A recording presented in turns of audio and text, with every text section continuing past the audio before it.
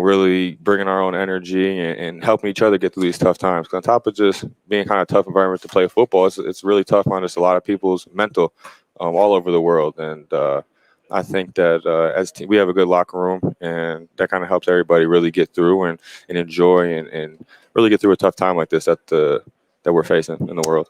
You've got a short week. Well said, Tyler. I'm going to start calling you Conk, like Gronk. Because I think there's a lot of upside with you. But you got a short week this week. You go down to New Orleans, a place where we've had some success, but you get an opportunity to spend Christmas with your brothers on the road. What is that going to be like? It's going to be awesome. Obviously, usually spending Christmas with your family and whatnot, and at the end of the day, this is part of your family. We're with each other every single day. We work our butts off together every single day. So, to be able to go down there on Christmas and make it feel like a holiday and make it feel like we're with our family, because at the end of the day, we are. I think it'd be a great experience and go try to get this bad taste out of our mouth. Well said, Tyler. Last question before we let you go. Now that you've been on the field a lot of photographs and a lot of camera shots tight, a lot of showing of the tattoos. Man, you got an awful lot of ink. I mean, how long have you been tatted?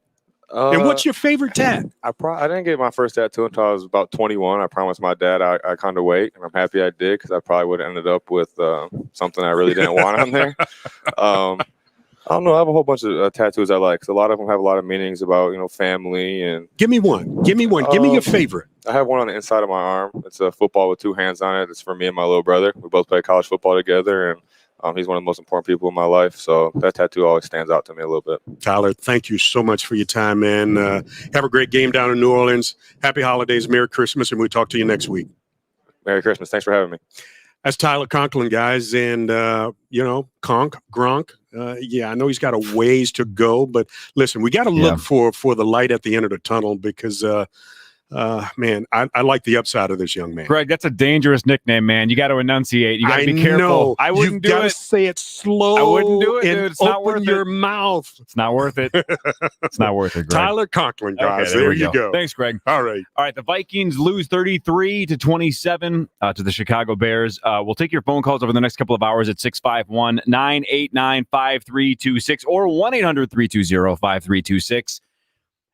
If we're going to talk for the next couple hours, Ron, about the season being all but mathematically over, we got a lot of culture questions to ask moving forward, right? Like, how big of a reset button does this team need? Because I think it's significant, specifically with some of the assistant coaches, coordinators, things like that. We can even talk about Zimmer's future, and if it's in jeopardy, if it goes weird the last couple of weeks. That's all on the table. We can get to that in a second, but let's go back down to the locker room and see what nickname Greg has for Todd Davis. None at all, guys. I'm going to stay safe. This is a family show, but I'm with Todd Davis, linebacker, 7th-year pro. Todd, first sack since 2018. It's got to feel good, but it wasn't enough to put the Bears away. Yeah, I feel like we fought hard today, and we did all we could. Of course, we made mistakes, but overall, I feel like the guys fought hard, and we really wanted to get this win today. Let me ask you something. Last week, all week, everybody was talking about how well the defense played. You put pressure on Brady. You held their running game in check. What changed from last week to this week? I can't really put my finger on it. I feel like the preparation was the same, even better. I feel like as a unit, we really prepared to, be great today. We just weren't able to get it done. Zim talked about the motions and bootlegs and shifts. All of the movement that the Bears had may have led to some of what we call guys out of position that appeared to be some confusion with just basic alignment. Yeah, they definitely did a lot of things to try and mess with our assignment and alignment. I felt like we handled it good for the most part, but we definitely had some mistakes getting where we needed to, when we needed to. Todd, you've been around this game for a while, but the inability of this defense not to be able to get off the field, the Bears only punted once. That's got to be pretty disappointing. Yeah, that's really tough. If you're not able to get off the field, it's hard to win games in this league. Every team is good that you face, so being able to get off the field is definitely key. Next week, it doesn't get any easier. You've got one of the best ever in Drew Brees down in New Orleans, a place where this team has had some success as of late. But what does it mean to be on the road with your mates? Christmas, it's a national televised game. Everybody, mom and them, everybody's going to be watching, eating turkey, the Christmas dinner, all of those things. What does it mean? This is huge. I mean, if this doesn't make you want to play hard or make you love football, I don't know what will. Like you said, Christmas Day, your whole family's watching. I think this is why you do it for these big games and these big times. So we'll definitely bring everything we have for this game. Hey, Todd, thanks for spending some time with us, guys. Good luck down in New Orleans. Bring one back. Happy holidays and Merry Christmas. Merry Christmas. Thank you. Guys, that young man was thrusted into a position based on injury, and I'm sure that a lot of people at the start of the season, who is this guy? But he's been on the field a lot and made some plays. Yeah, no doubt. Thanks, Greg. And again, everybody's trying to scramble, figuring out how to recover for the loss of Eric Kendricks, right? And you can see it in the defense, man. They just aren't tackling the same.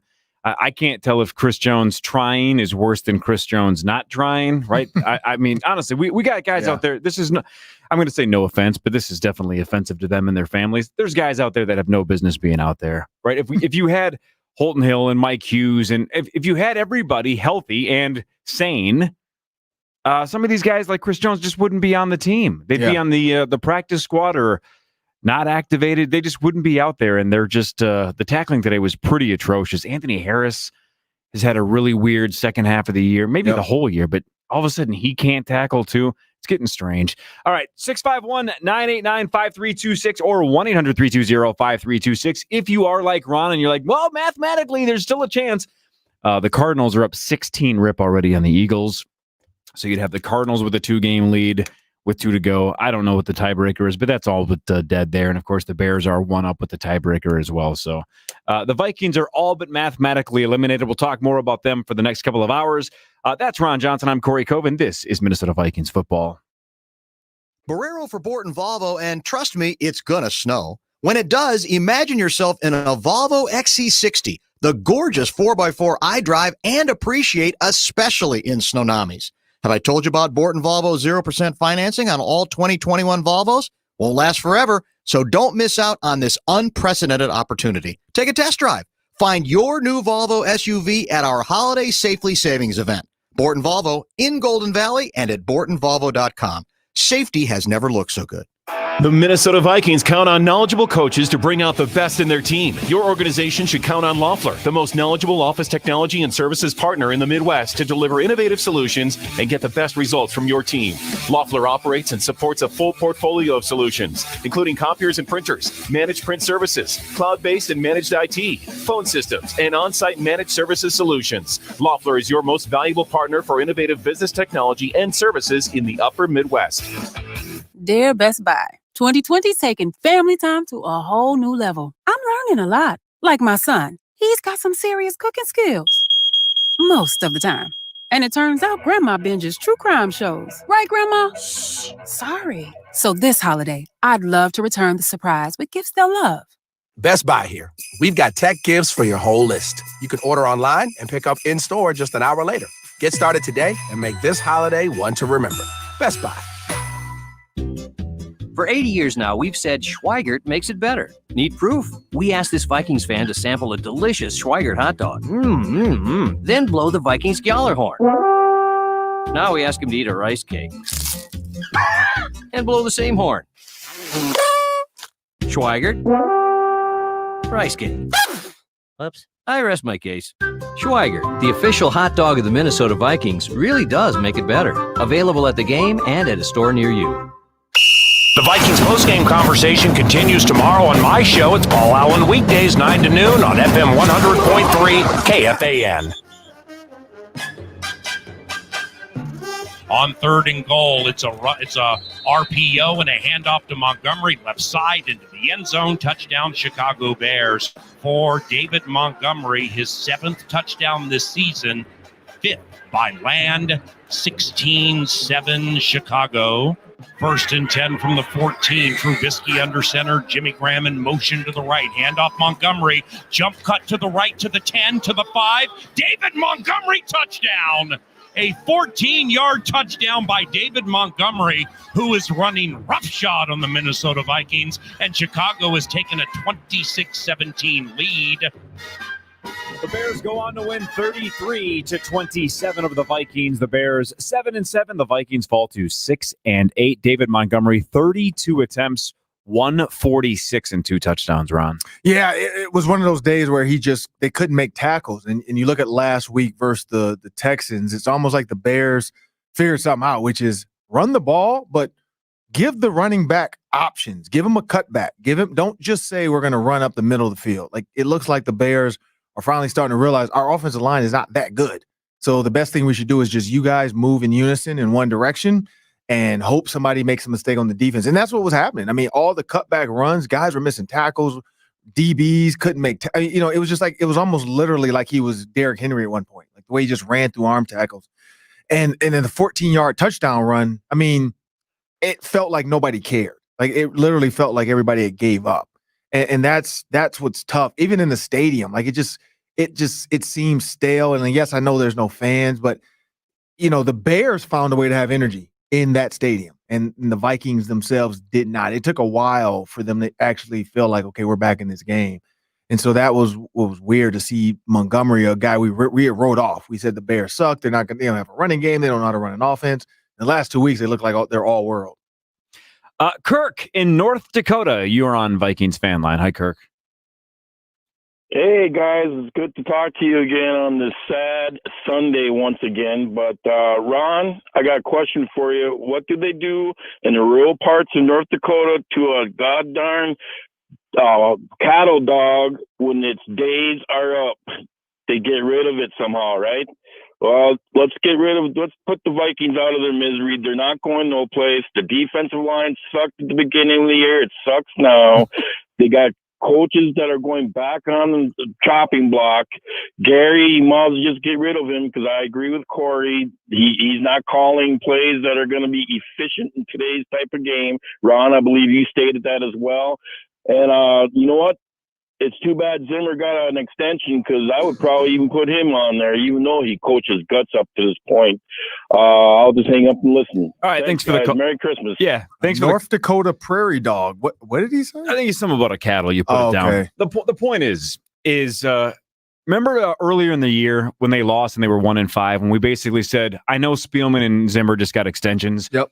But with this season and the disaster that it was, all bets are off. If they both get fired tomorrow, nobody's going to question it. Everybody's going to understand. Correct. Then they win 5 out of 6, right? They get back to 6-6. They get back in the playoff chase. They temporarily actually had a playoff position, right? They were the last wild card, and you're like, wow, what a turnaround. Right. In a lot of ways, you could say with how many injuries they've had and how many young players, inexperienced, probably not ready to be out there kind of players they had, you could say, wow, this is one of Zimmer's kind of most incredible coaching eras, right? These last 6 games, how did they do it? And yes, we've all looked at the schedule. They did it against some bad teams and some bad quarterbacks, but they were finding ways to win, right? You're like, great. If they go 0-4 in these last 4 and finish 6-10, yep, I kind of think we can go all the way back to everything's back on the table. That if the Wilfs say, look, that was a sweet little middle of the season to get us back into it, but we need a full culture change here, because we're going to need significant changes, maybe out of the offensive coordinator. We might need a new special teams coordinator. Right. If the Wilfs just say, we want a full start, we want to start all the way over. If they lose these last 2, I don't think that's completely off the table. I don't have any inside information. That's not a hot take, because I know that they're thinking. No, I'm just saying, I think it's fair to say we need a culture change. Yeah. These 4th and 1 plays all year have been a disaster. Correct. Disaster. That's got to be on Kubiak. Yeah. Does Zim have the balls to fire Gary Kubiak? Right. Because if he doesn't, that's where the Wolves have to step in, and the Wolves just say, hey, look, he's got to go. If you're not willing to fire your buddy, we might have to just clean house completely. Marwan Malouf is absolutely gone at the end of the year, right? Yep. Any doubt there? No, I don't think so. Right. You're not going to fire Adam Zimmer without firing Mike Zimmer. You're not going to fire Clint Kubiak without firing Gary Kubiak. Correct. That's the problem with the nepotism, right? Is you have position coaches that if they go, their dads go, or vice versa. You got to fire the whole family. What do you do? Yeah, you fire the families. I mean, you do. And if I'm an owner, I'm going to have a serious conversation with Zimmer. I think the defense honestly can hide a little bit. They're going to be protected. One, because of the injuries? Because of injuries, because his daddy and son. Andre Patterson's doing a good job with the defensive lineman he's getting. DJ Wanham and all these guys are coming in and doing a decent job. They just don't have the top-end speed or the high motor that we're looking for. So they don't have Hunter. They don't have Ngakoue. So you don't, because it looked like the season was over. And Ngakoue, I don't think if Hunter was healthy and didn't have the neck thing early on when we kept saying it was something else, the herniated disc in his neck, if that was not an issue, Ngakoue wouldn't have been a thing. No, it would have never been here. But you got Daniil, you would have had Anthony Barr. Barr would have been your pass rusher as well, coming off the edge. Because if you look at who they drafted, DJ Wanham, and what is he doing? He's standing up. So they wanted a hybrid guy. So Barr would have also been in that position with Wanham when you go, third downs. And Zimmer was looking to put Daniil Hunter inside and do some things. But now when guys are out, you can't do it. So you can hide your son. You can hide, your defensive guys. I think the defensive backs coach is doing a good job with what he's been getting. I mean, he's literally been dealt, at some hands that, I don't think Chris Moneymaker would play the hand, and Zimmer's finding a way him and the defensive backs coaches are finding a way to play this hand and still win. And you look at that offensively, I think that's where the rubber's going to meet the road. You have weapons on top of weapons. Yes, the offensive line struggling, but they did okay. They're doing okay. But the struggles are, you have a high-paid quarterback. You have two of the best receivers in the NFL. You have a really good tight end. You have two complementary tight ends that are good in Kyle Rudolph and Conklin, because the really good one is Irv Smith. You have to find ways to use him. You have a top 2 running back in the NFL in Dalvin Cook. You have the best fullback in the NFL in CJ Ham. And you're telling me when you come up to the line of scrimmage, that's what you're calling? I know. Like it looks it drives like everybody nuts. I'm pretty sure we could turn on the film of the Denver Broncos in 1995 with John Elway, or whatever year that was he played, or that was Brian Griese maybe then. I don't know. You could turn that film on and it's going to look similar. Like it's going to have the similar plays. You're going to have similar, the only difference is some of the route combinations are stolen from Stefanski. But other than that, you're going to see a similar type of run scheme with Terrell, Terrell Davis was the running back? Yeah. Like Shannon Sharp, Byron Chamberlain. You're going to get those same tight end looks. Like you're getting this McCaffrey. You're getting the same looks. The one thing we're not getting is innovation. Yep. There's no innovation in this offense. You got too many weapons to not put points up on the board. And yes, 27-30 versus the Bears. That's scramble points. You're trying to come back. But you look at some of these games and you're like, how do you lose to the Cowboys? How can you not put up more points on the Texans? Struggled against the Jags. Struggled against the Panthers. Right? I'm with you. So let's go through this quickly. That's where you have to change. Give me your gut take. There's 2 games to go. Some things can change, but I name a position coach. You tell me whether or not they're back next year, in your opinion. Marwan Malouf. No. Andre Patterson. Yes. Gary Kubiak. No. Mike Zimmer. Yes. Rick Spielman. Yes. All right, so you think it's Kubiak's out, Malouf's out, which means you think Clint Kubiak would be out, right? Because that would be awkward. Yep. So you think Adam Zimmer stays.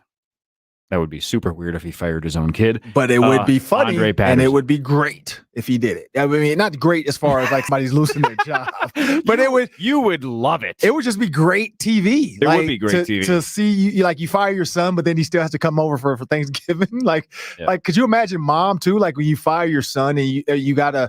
Not mom, sorry. You got to go back and tell like the sisters and, because you got Marquis Zimmer and all, Zimmer's sisters. And so you sit up here, you got to tell your daughters, yeah, I got to fire your brother. Like, but we're going to still have Christmas at the ranch. Are you guys coming over? Like, like it just gets super awkward. But that's the problem with hiring a family member. And then like, it's business. Think about like Adam's, girlfriend or there's grandkids involved on the other side with the daughters. I mean, just how weird is that for them to like, granddad fired Adam? Like, what's going on? It's super awkward. But that's why I never understood that hire, because that's the first people to go are coordinators. When all hell breaks loose, you get rid of your coordinators. Well, puts now everybody in a tough spot. Yeah, you put them in including extremely, and same with offensive coordinator. Normally, if you fire your coordinator in the middle of the season, your quarterback coach takes over. If you fire Kubiak, you're just putting Kubiak back in the driver's seat. Right. Like, you can't do that. The only other thing I can see is Kubiak saying, I resign or I retire because I'm done, and then hope Zimmer makes your son the offensive coordinator. I think that was the plan, to be honest. And I don't think that's happening. And it can happen. That's not because happen. what is your son doing differently than you? Because if he has other plays, let him do it and create. Like, at what point now, like you said, the season's mathematically, theoretically over, why not let Kubiak Jr. call some plays? I know he has a notebook. Every coach has a notebook and a binder. I know he has some other stuff in his notebook that maybe dad doesn't. And, like, why not try it? It's over now. Do it. Percentage of Vikings fans who right now would get rid of this entire staff if we could just get Stefanski back? Well, right now? Yeah, it'd be like 95%. 99% probably, because everybody is at home upset. But Right. 99%. No. I say 90. You're right. 96 because it's a whole bunch of Zimmer lovers. Like, there's some women out there that love Zimmer. But just the innovation, like, look what he's doing. And I know he's got dynamic offensive players, and Baker's kind of a roller coaster, but he can put up a lot of yards. But he's doing something that the Cleveland Browns haven't done in a couple of decades. Correct. He did it in year one, and you're going, we are just running tech mobile plays on 4th and 1. You know how hard it is to up make the those gut. uniforms look? Even their uniforms look good right now. Right, Like, and the I players, hate those. I think I'm in the minority, but I hate the Browns But they're jerseys. finding ways to make it look good now. They're going all white, and they're changing stuff. whatever. Like, he's changing it up. Just feels young and new, and that's what this staff what it does not is. have. Let's pause 10 seconds for station identification. This is Minnesota Vikings football. Hey, this is Vikings analyst Pete Bursich on the radio home of Vikings football, FM 100.3 KFXN, Minneapolis, St. Paul, The Fan. All right, so the Bears win 33-27 over the Vikings. Again, not to just keep going broken record on it, but all but mathematically eliminating the Vikings from the playoffs this year. The Cardinals are on the brink of just destroying the Eagles. We'll see if they can hold on to that lead. Otherwise, the Bears, of course, have won both games against the the other way around, right? So the Bears with Foles about a month and change ago was a disaster. Correct. The Bears got us this time. No. Because you have to think about it, though. The Bears started off 5-0. And Foles was named the starter at the beginning of the year. Right. So he was not that bad to start. It just got bad. Yeah, but wasn't that like wolf in sheep's clothing, right? Isn't that a sense? I mean, honestly, they were never quite as good as their record, and the middle 6 or so games have definitely proven that they weren't that good and Foles wasn't that good. Yeah, I mean, they ran up against some teams that weren't that good. Right. But you look at what they were doing early, it was more Cordero Patterson, was doing some stuff here and there. They were trying to do trick plays. I don't know how they wanted to be. I mean, their defense was lights out. I mean, we have to give their defense the hats off. Their defense was good and still is good. So I'm guessing that was it. But the Vikings got lucky, in a lot of ways got lucky and beat them 19-13 because it was Foles and not Trubisky. And Akeem Hicks went out in the first half. A little over a month later, Trubisky's in there. On He's more mobile, and the Vikings find a way to lose at home. All right, more of your phone calls after this. This is Minnesota Vikings football.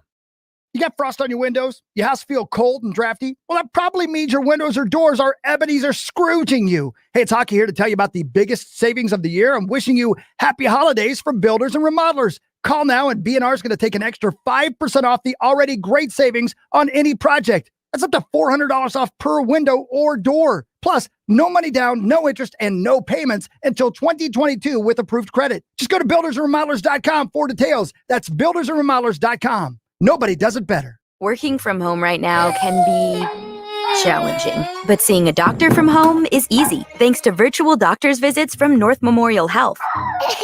Honey, don't pull the dog's tail. With e-visit, video visits, or phone visits, it's another way to keep each other safer. Excuse me. Oh no. Is this permanent marker? Sorry about that. Visit northmemorial.com to learn more. North Memorial Health, proud partner of the Minnesota Vikings.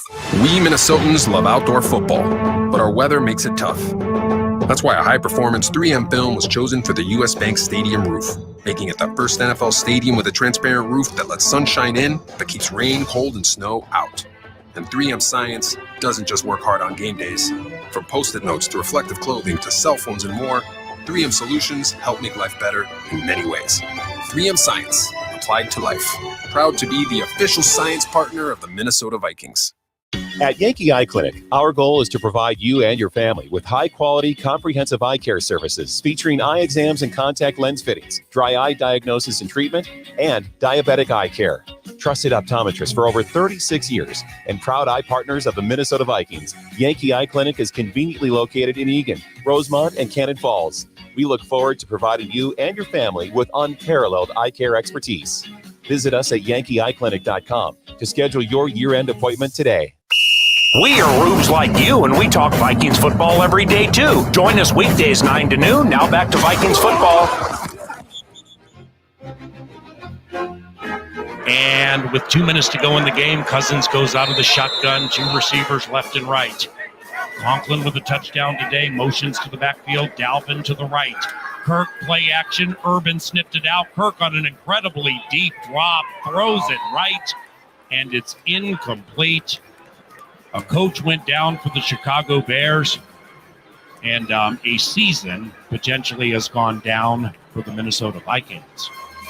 Here we go. 3rd down from the Bears 33, 33-27 Chicago. 3 members of the Bears right next to the end zone. Kirk takes the snap. He'll fire into the end zone for Thielen, and it bounces around, and the Bears have intercepted it, or it's incomplete. No, it's a Chicago Bears interception, and the interception secured by veteran McManus.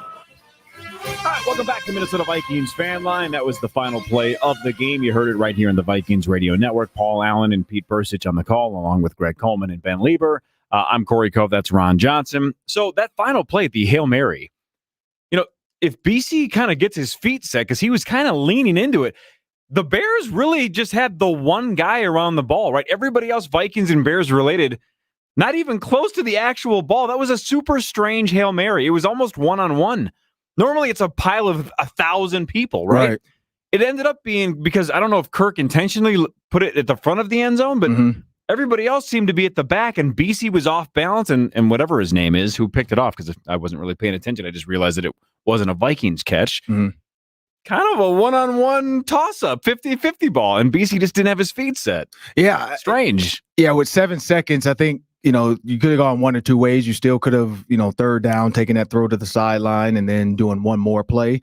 But getting the catch for Jefferson on the 33 or whatever after the review, I think it was just, hey, let's try to take a shot. I got no problem with that. Getting, maybe they're not expecting the shot down the middle of the field right now to try to score. Right. Yeah, it just didn't work out in their favor. And that's just been the story of the season. Like, 4th and 1s. You look at the Seattle game. You look at, game after game where it just, if one play happens or if this changes, the Vikings win the game. If Irv maybe catches that one in the corner, in the front corner of the end zone, the Bears are up 2 at this point, and that could have been a Dan Bailey redemption field goal to win the game. I mean, it's just, there's always so many what ifs with this season, and that's football in general. You just end up with a what if, and that's another one right there. Like, what if he actually caught the ball in the back of the end zone? Because there's been some crazy ones this year, Chad Beebe and his redemption, touchdown in the back of the end zone. So they are where they are, and now it's the Saints and, the Lions, and you just have to hope everybody else loses the next games. Gary down in Iowa, you're on Vikings Fan Line. Hi, Gary. Hello, how are you? Great. Thank you very much for taking my call. I'm just wondering, why is it that we have to wait until the second half to use our wide receivers, and we're always fighting from behind? Why can't we use them more in the first half, get a lead, and be ahead for a while? Thank you. All right, thanks for the call. I mean, I think the easy comeback is we have the most healthy, at least, dynamic running back in the league, right? No offense to Christian McCaffrey, who's been banged up most of the year, but this back to the old school Kubiak mentality. This is a guy that and Zimmer too. They like to run the ball. So they're not anti-Jefferson, anti-Thielen, anti-Rudolph, or anti-Kirk. It's just when Cook is having the year that he's having, I think they really want to go to him and see what he's got before they move on. So I think that's why sometimes it feels like they lean on the run more than they maybe should. I don't know if should's the right word. But also, again, the Bears were off to a good start today. So pretty soon you have to start saying we got to start passing the ball because they got a 10-point lead or 13-point lead or whatever is on us. So I have no problem testing the waters with Cook and seeing what you got before you completely move away from Dalvin because it's hard to ever truly move away from him if the game is still within striking distance. I think back to our point in the first couple segments, though. I think a more innovative offensive coordinator with some new, younger ideas maybe would find ways to mix it up and get Dalvin more involved in a passing game that was a little more elite. So I think there's a lot of different ways you could look at that, but it's Dalvin Cook. You can't not hand him the ball and see if he's going to break a couple. Yeah, I mean, 24 carries, 132 yards and a touchdown. You know, awesome. And so when you look at what that Bears defense had done and Cook's passed against the Bears, 19 yards, 39 yards. He hadn't had over 100 yards against the Bears. And then all of a sudden, this earlier this season, the 96 came on a, second half kind of push. And like we said, Akeem Hicks being out the game. But with Dalvin Cook, even with the Packers, I mean, think about the Packers game where they came back and they were down and Dalvin Cook broke like the 70 or whatever it was yard run. He's always a home run chance too. Like that's the one thing is he's always a shoelace away from breaking a long one. So it's tough to even think about going away from him because of what he gives you and what he can do. But the other part of it is the screen. You want to run that play action screen. You can't run a play action screen if you don't run the ball.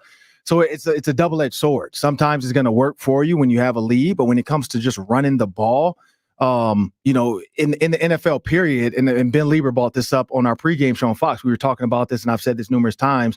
There's only a few teams who really just can abandon the run and still win games, and it's right now it's the Chiefs. I mean, of course, you saw Tom Brady. He does it all the time when he needs to come back. But, other than Tom Brady and then the Chiefs, there's not a lot of teams that just can flat out say, you know what, we're not going to run the ball. We're going to beat you with our quarterback. We have a better quarterback. We have better weapons than you.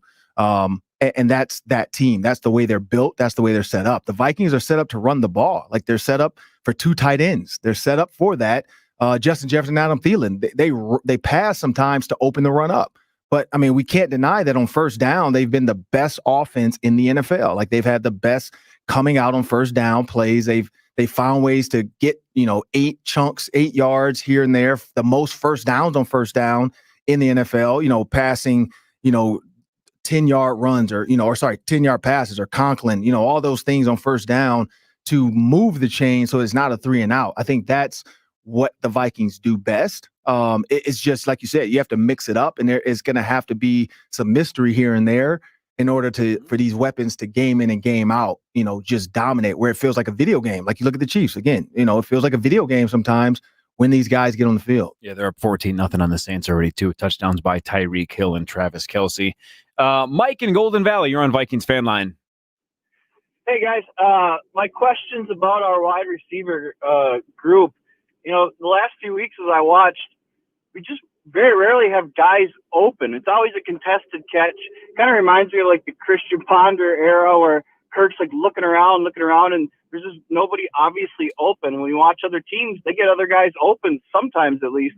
So do you think that's play calling, wide receiver skill, our line, or Kirk? Just kind of wondering what your thought is on that. All right, thanks for the call. I mean, I think there have been games this year where the line didn't give Kirk a great chance.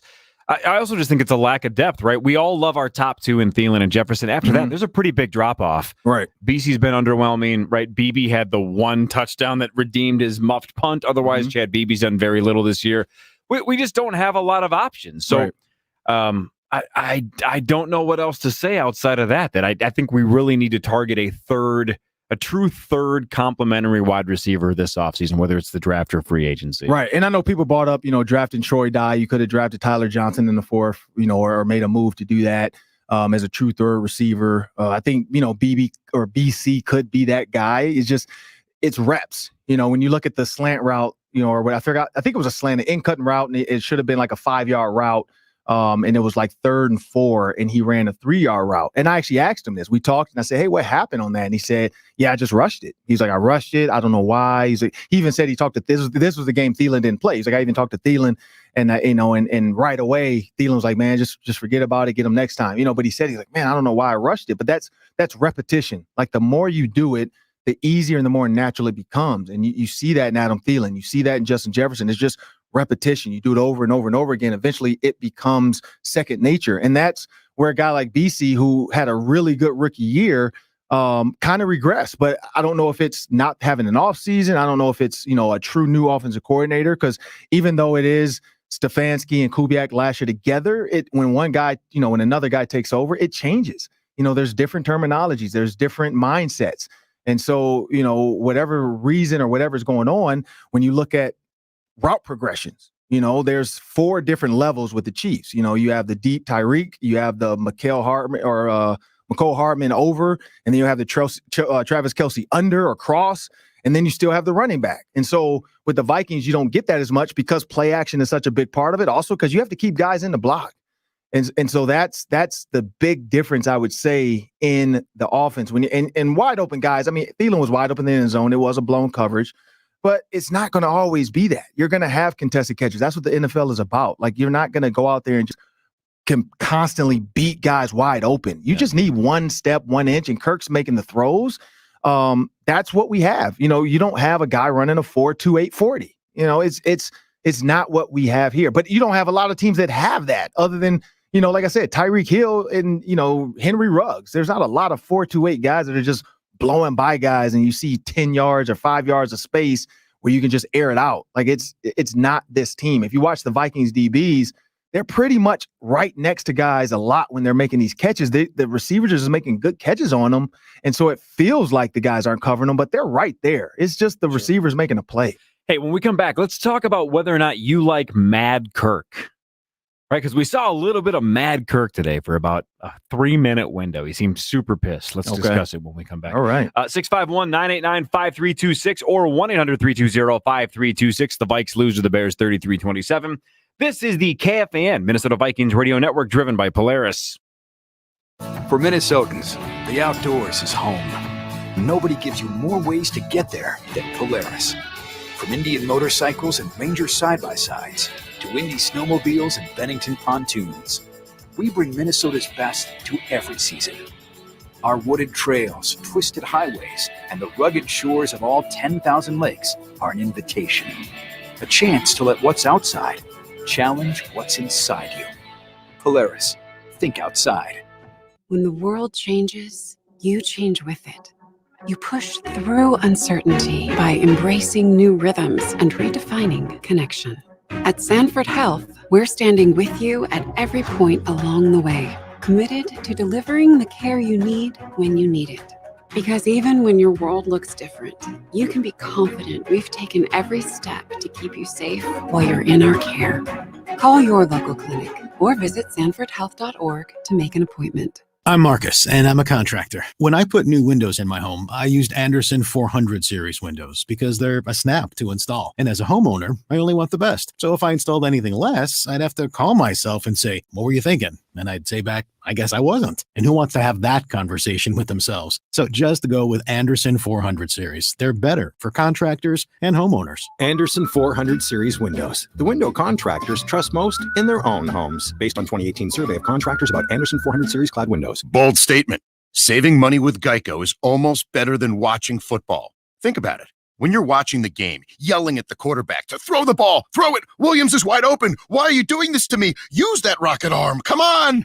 They don't listen to you. But if you went into a Geico office and yelled, "Someone please help me save some money on car insurance," everyone would hop to it, except the intern because it's his first day and he doesn't even have a computer yet.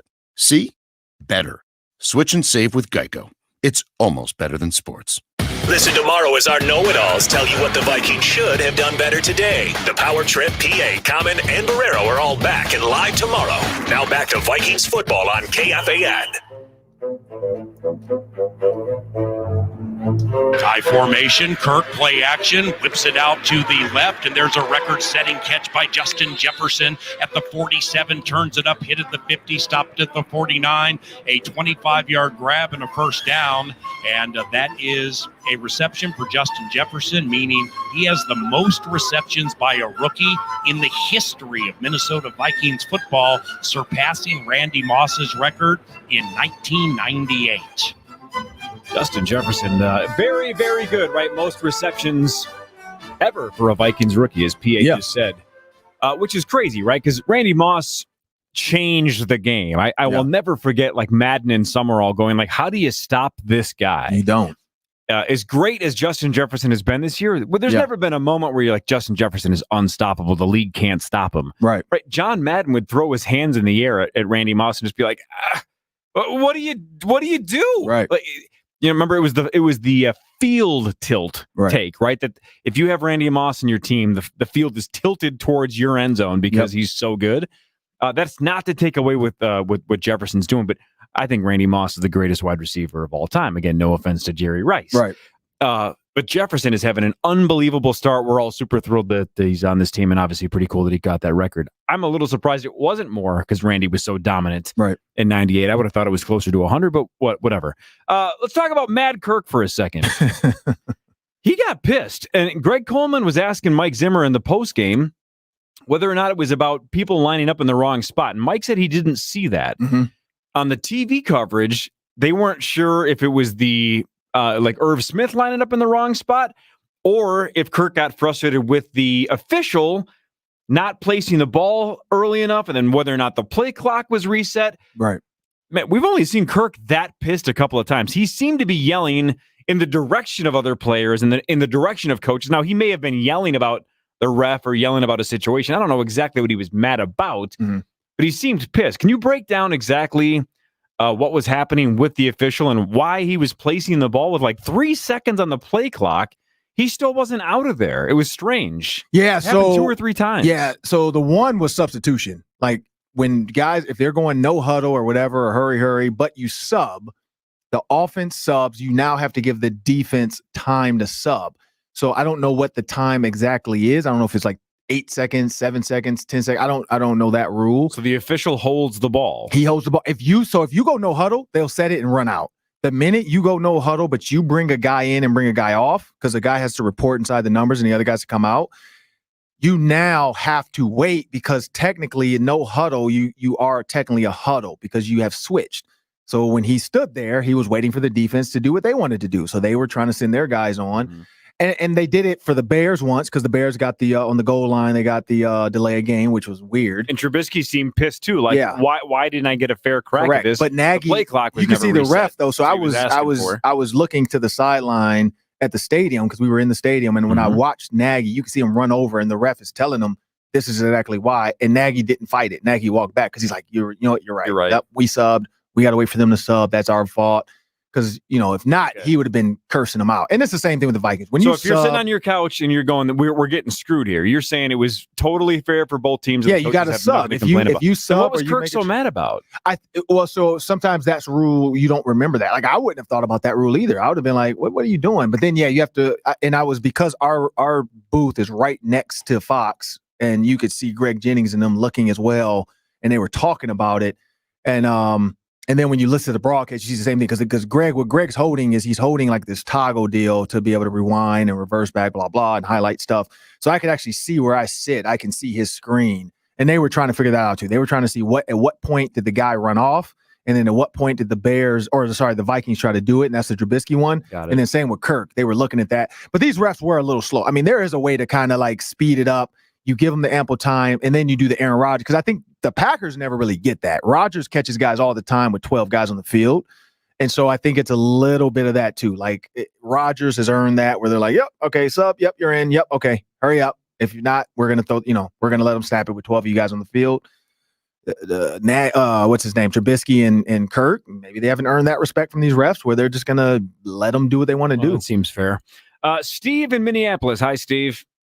Hi. Hi. Hey, thanks for taking my call. I don't know if you're as frustrated as a lot of the Vikings fans are with the way this coaching staff is going. But it seems that Kubiak doesn't understand really how to call a good or creative. He's got no creativity in his play calling. And Zimmer, if he's supposed to be a defensive guru, so to speak, their defense has just been run all over. I'll just wait to hear what you guys have to say about them. I wish they would just clean house, and I hope the Vikings don't win any more games this year. That would give they might not, because it's the Saints next, and then of course the Lions after that. We don't know what the Lions are ever going to be, right? They're always a wild card. So you can't look at the offense and say, well, they just don't have a lot of dynamic talent, right? You got Dalvin Cook, you got Jefferson, you got Thielen. Even though Rudolph's getting older, you got a couple of athletic, interesting tight ends behind him in Irv Smith and Tyler Conklin. So unless you want to point directly at Kirk and say Kirk is the reason why you can't get super, super creative because he's not mobile enough, or you can say maybe the offensive line doesn't have the talent to get super innovative and mobile. I don't know. I just don't think there's a lot of excuses. I think you have enough offensive talent to be more dynamic than they are, and more importantly, and he just used the key word, just more creative than you are. Whether or not it's because it's Kubiak's age or just perception, it just feels like it's an old offense. It just doesn't feel as dynamic as the rest of the league. I don't know if that's correct or not. But perception's reality. So when man. you look at the whole stale. league, there's only a few like innovative minds. There's only a few offenses that are really just like, wow. Give me that's some different. examples besides McVay, obviously. Correct. So you look at McVay, you look at even the Raiders though. Look at some of the stuff the Raiders do. And of course we've seen this guy before, but Stefanski, like I brought that up. I think I tweeted as I was watching the Browns game the other night. And you look at like the enemy, the first couple, of course, but you look at the first couple of Stefanski plays. I think it was the Ravens game versus the Browns, but it was multiple sets, and it was 3 guys to the left, flip 2 over, 2 guys come over to the other side. Now you have this weird looking 3-by-1. Then you have a receiver motion screen, throw back to another receiver, throwing back to the running back. Then you turn around, and it was, and we get it. It's Baker Mayfield, so he's really good on the move. And, who knows what, but Baker Mayfield, I think 3 out of the 4 plays I watched were rollouts. So he was rolling out, which one, it changes the pocket. It doesn't allow the defensive lineman to just come to a spot. It doesn't allow them to just hunker in and say, we're going to eat and come back and get you. I think that's the thing. But let's not forget that Kirk can do that. Stefanski had Kirk rolling out to his left as a right-handed quarterback, and he was number 1 in the NFL for doing that when he did it. And so it can be done. Kubiak has shown he can do it. When you look at the BB motion against the Seahawks game and all of a sudden coming across and he chips, now he goes out first down on 3rd and 7. Like, it can be done. It's not always done. And so maybe it's like a wrinkle versus a staple. And I think that's the big difference is wrinkles are great. Every offensive coordinator has a wrinkle. They always have things they can do. But then some offensive coordinators have staples, like the Chiefs. Motioning and moving is just their staple. The Rams, motioning and moving that's what they do, and even this 49ers, their Super Bowl year, like that was kind of their staple. They moved around a ton. Now they've been actually, killed with injury, but same thing. They just motioned, they moved around, they got George Kittle, manned up. And that's what the Vikings have. Like if you were to bunch set on the left side, switch it over, have Irv motion all the way out, you probably are going to get Irv versus a linebacker. I will give Irv 99 routes to run on a linebacker and he'll win. Same thing. Dalvin Cook was out wide, man-to-man with Roquan Smith. He motioned to the backfield. I don't know why. I would have checked out of that and left him out there, man, because there was no safety help. Dalvin Cook running a route, and now again, Dalvin Cook may not be the best go down the field receiver, but he is as far as a running back on a linebacker. Give him a stutter goer. Get work stuff like that in there where if you're like, we got Dalvin Cook on Roquan Smith. Let's run around and see what happens. Yeah, Roquan can run though. He can, but if you give him a stutter and a linebacker biting on a hitch and then being able to flip his hips and get back to cover a go route versus a DB, it's totally different. Like linebackers don't have that ability like a DB to know, 1, where to flip, how to flip. 2, Dalvin is fast as heck. So if he runs a stutter go, it's probably a touchdown. You know what I mean? Like that's the things where it's like, just try it. It's first down. You got to match up, check out of it. Give Kirk the ability to just see something and say, no, let's do this. But again, you can't just have Dalvin run a hitch and go if he doesn't know the check and what that is and, what the signal is. That's the stuff that has to be worked in there where it's a wrinkle that you might not ever run, but then when you see it, you run it. It might happen once or twice a year, but those are things that need to be in the offensive playbook in order to capitalize when you get matchups like that. All right, right now the Chiefs and Saints are battling. The Chiefs are up 14 rip on the Saints, but the Saints are right at the goal line, so they might punch one in. But the Saints are 10-3, fighting for playoff seeding in the NFC, and they are the opponents of the Minnesota Vikings on Friday. which happens to be Christmas. Thank you to the NFL for scheduling a Christmas afternoon football game. We're all very excited about that. 3:30 Friday at New Orleans. So kick off a couple of hours before that here in the Twin Cities. If you're out there on the Vikings radio network, a little over an hour or so before kickoff, you will join. If you want to continue to listen to Minnesota Vikings FANLine now, though, you can just download the iHeartRadio app, or if you already have it, just find KFAN on your iHeartRadio app. We'll take your calls for another hour or so, and then Vikings overtime after that. But as we let them go, Ron, let the network go, your thoughts about the Vikings and Saints now that the Vikings are in the position that they're in, that they're 6-8, and they're staring up at the Bears and the Cardinals. How do you see this thing playing out on Friday, with the Vikings seemingly having almost nothing to play for and the Saints still having a lot to play for? Well, it's tough to gauge them versus, the Chiefs. But when you look at the Eagles game, yes, it was Taysom Hill at quarterback, so a little bit different. But I think this is, it's strange enough to say, this is one of those games where the Vikings are probably going to mess around and win, and then fans are going to look back and be like, where was this last week? Why didn't we do this? Why didn't the offense look like this? Where was this Kirk Cousins from November? You're going to get that. Like, that's just what this team is. They have the athletes. They have the all-world talent. They have the best receivers in the NFL. Adam Thielen, 12 touchdowns in the red zone. He's the best red zone receiver right now. He's 2 touchdowns away from Randy Moss's, red zone record of 14. Since 1998. So that's what's crazy about this is it's so many pieces of this puzzle that you don't know. And Michael Thomas goes on IR, which, you look at these DBs and the way they played, Allen Robinson, they can get it done, and mainly Cameron Dancer, but they can get it done when they're put in a position which is basically cover 2, sit back. Now you got Alvin Kamara. You most likely won't have Eric Kendricks. That's the scary part. Who's going to stop Alvin Kamara? What's weird, though, by the way, Drew Brees is back. Yep. Today, 2 for 10 and a pick. Yep.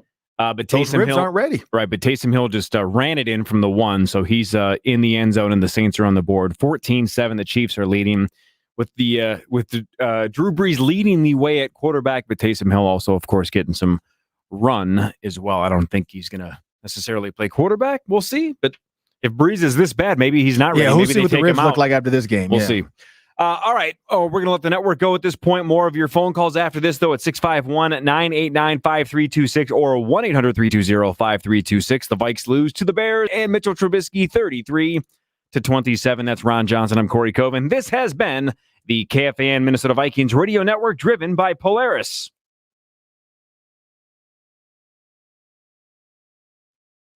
When the unexpected comes calling, bounce forward with Comcast Business. Bounce forward fast with internet speeds up to 1 gig. And bounce forward with the flexibility to update your bandwidth in just a few clicks. Get started with a reliable internet and voice solution from Comcast Business, starting at $64.90 a month for 12 months with a 2-year agreement. Call or go online today. Restrictions apply. New customers only with 35 megabits per second service and 1 voice line. Early termination fee applies. Equipment installation taxes and fees extra and subject to change. Call for details. I like a bed that's really firm. I need something a little softer. Rest easy with the new Sleep Number 360 smart bed. You can both adjust your comfort with your Sleep Number setting. Will it help with her snoring? I snore. Does Rudolph have a red nose? Yes, it can be gently raised on either side to help relieve snoring. So you can really promise better sleep. Not promise, prove. Proven quality sleep is life-changing sleep. Don't miss our weekend special. Save 50% on the Sleep Number 360 limited edition smart bed plus special financing. Ends Monday. Special financing subject to credit approval. Minimum monthly payments required. See store for details. It's Paul Allen. Know what the legendary Purple People Eaters and TimberTech decking have in common? A dominating defense. TimberTech has the durability to hold up against Minnesota weather for decades. Not only will it not rot, warp, or splinter like conventional wood, it looks more like wood than any composite brand. And with up to a 50-year warranty, you're protected season after season. Start designing the deck you've always wanted at timbertech.com. Better tech, better deck. TimberTech, go against the grain. A new year means a new attitude, because it's not if you're going to date again, it's when.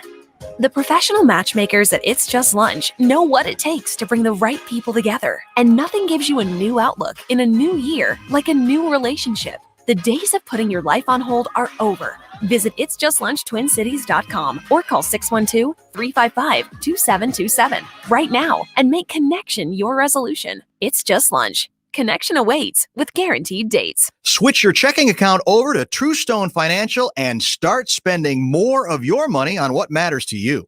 TrueStone Financial's fee-free value checking account has no monthly maintenance fee, and there's no minimum balance requirement. Plus, it's easy to manage your money with mobile banking. TrueStone has tap-to-pay debit cards for quick and highly secure checkouts. You'll have access to more than 30,000 surcharge-free ATMs nationwide and, free coin counting. Have you been thinking about making the switch to a credit union? Now's the time. Switch to TrueStone and enjoy great rates, best-in-class service, and simple financial tools so you can make the most of your money. Open your fee-free checking account today at any TrueStone location or visit tellmemoredan.com. TrueStone Financial is your neighborhood credit union. $25 minimum opening balance. Membership open to Twin Cities and St. Cloud residents. Insured by NCUA. If there's one thing everybody really needs right now, it's reliable home internet. But no one needs any of the hassles that usually come along with it. That's why T-Mobile is bringing you a new choice for high-speed home internet without annual service contracts or data caps. With T-Mobile home internet, you get a fast and reliable connection for just $50 a month with autopay, with no hidden fees and no price hikes. That's right, just $50 a month. That's all it takes for you to get back to work or school or your favorite show so you can do what you need to online. And get this, T-Mobile home internet is super simple to set up. You can have it up and running in minutes. Plus, we offer 24/7 live technical support so you can chat with a real person if you need anything. What are you waiting for, Minnesota? Get hassle-free home internet from T-Mobile today. Sign up at T-Mobile.com/home internet. That's T-Mobile.com/home internet. During congestion, home internet customers may notice speeds lower than other customers due to data prioritization. Coverage is not available in all areas. Qualifying account and credit required. Sales tax and regulatory fees included in monthly price for eligible accounts. $5 more per month without autopay. See rep for details. You're listening to The Fan.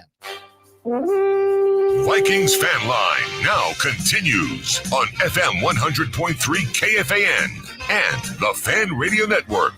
Vikings Fan Line on The Fan is presented by the Greater Twin Cities Honda Dealers, Advanced Imaging, by Randy's Electric, Minnesota Laborers Union, and by Youngsteds. To join in on the conversation on Fan Line, call 651-989-KFAN or 800-320-5326. Now it's your reaction to all the action. Vikings Fan Line. Along with Ron Johnson, here's KFAN's Corey Cove. All right, welcome back to Minnesota Vikings Fan Line. I'm Corey Cove from the Power Trip Morning Show. There's Ron Johnson. We want to give a shout out to Carboni's Pizza for all the food that they drop off every week for Vikings game day. Thanks, Carboni's. Want to hear a funny story from today? I was walking in the building when Zach Halverson was going to get the Carboni's Pizza from the guy that's nice enough to bring it every week, right? Yeah. It's going to gives him a tip. Right. Apparently, Chris Hockey had given Zach to give the tip to the Carboni's guy. So Zach gets the food, and him and I take the elevator up, and you know how Zach talks. He just goes, "Oh, no." And I go, "What happened?" He goes, "Oh, I forgot to ask the guy for change, so I tipped him way more than we were supposed to." And I'm like, "Oh, well, whatever." Chris Hockey, right. Right. And I'm like, "This is going to cost Chris more money." Right. And Zach goes, "Oh, the guy's probably a little confused because it's like twice what we normally tip him." He's like, "I don't have the heart to go tell him that I want half of it back." So we just rode the elevator, and Zach was like, depressed. He's like, "I guess I'm just going to have to tell Chris that I don't have any change for him." Wait, so he wanted to give him a tip and extra change? Well, it's like, hey, can you break this kind of a thing? Break this 100. Yeah. So essentially, the guy got a double tip. Thought that Zach was being super nice. Nope, Zach just wasn't paying attention. It's Christmas. I tipped him twice as much as I normally do. That's Zach. It's not your money. It's talk. It's Hockey's, right? So thanks to that guy. Congratulations for the double tip today because Zach wasn't paying attention, and thanks for Carboni's. Yeah, dropping off. That's just one less video Chris Hockey can buy now. So he watches a lot of stuff for free. Your Liuna's hardest working player of the game. Thanks, Liuna. Yeah, Justin Jefferson. I mean, this kid now is probably, etching his name, not just in Vikings history, but NFL history, because he should be the rookie of the year. And I mean, he agree to disagree. Can I fight with you on that quickly? Sure. I think you have to give it to Justin Herbert. Why? Because he's been unbelievable. He is doing things that other rookie quarterbacks essentially have never done. This is, to me, it's a regional thing. We love Jefferson, and True. Jefferson's having a great And the year. West Coast rarely, they're rarely on national TV. Herbert's going to win offensive rookie. They play of the that year. weird time of day, and it's just always, it bounces up against the top game of the week. Yep. And he deserves it. He's just a beast. And man, you watch those Chargers play, that kid's going to be really good for a decade. Yeah, and he did. I mean, he had a good game today too, and they won against the Raiders, 314 yards, 2 touchdowns, 121 passer rating. I mean, yeah, he's good. I mean, and we said that though coming out of Oregon, like we knew he was going to be a good quarterback, but I just feel like when you're breaking Randy Moss's records, you should, but it's going to come down to, I mean, they're 5-9, so they're not better than the Vikings. So we'll see though. It's the voters, but it's not an MVP award, right? If it's MVP, it might matter what it's your the best record rookie is. This season. is just who had the best rookie season. I think it's going to go to. But where does Herbert fall in line with other quarterbacks in the NFL though? That's the thing. Justin Jefferson. Yeah, but it's the same thing right with Jefferson. He's a top. Like he's in the top 10. Yeah, I think you could argue that, forget the team aspect for a second, that Herbert's had a top 10 quarterback season. Really? I think so. Wow. Dude, his numbers are massive. They are. Massive. But a lot of it is comeback sometimes too. Yeah, but he also passes, just like Jefferson, passes the eye test. Yeah. Herbert can make every throw. They're always on a frozen rope. That. He's so good. I don't think we ever question that. I just look at. Would you rather have Herbert or Burrow? I take Herbert. I know it's knee jerk because it's year one.